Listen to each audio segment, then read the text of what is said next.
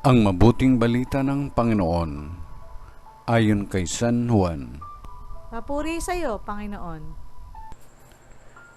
Noong panahong iyon, sinabi ni Jesus sa mga tao, "Ako ang pagkaing nagbibigay buhay na bumaba mula sa langit.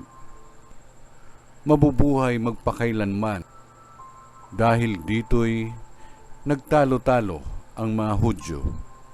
Paanong may bibigay sa atin ng taong ito ang kanyang laman upang kanin natin? Tanong nila.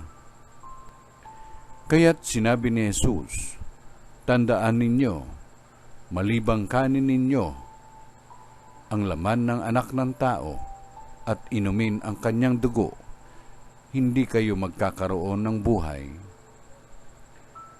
Ang kumakain ng aking laman at umiinom ng aking dugo ay may buhay na walang hanggan, at muli ko siyang bubuhayin sa huling araw.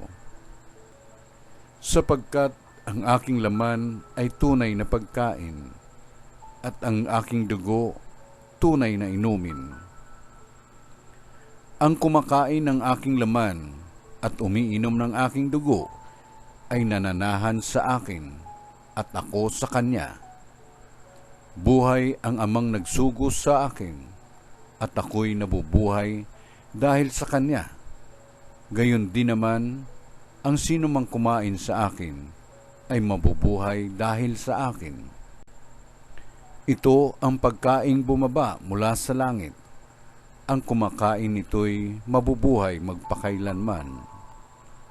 Hindi ito katulad ng kinain ng inyong mga magulang sa ilang. Namatay sila, bagamat kumain niyon." Ang mabuting balita ng Panginoon.